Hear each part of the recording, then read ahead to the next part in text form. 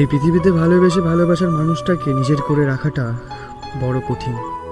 আমাকে মাফ করো, আমি তোমার হয়ে থাকতে পারলাম না।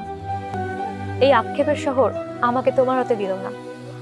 তাই এই বিশ্বস্ত শহরে আমি আমার ভালোবাসার কোনো অস্তিত্বই রাখতে চাই না। কিরে ভাই, ভালোবাসার ফুল ছিঁড়ছিস? ভাই, ভালোবাসা কি আর পৃথিবীতে আছে?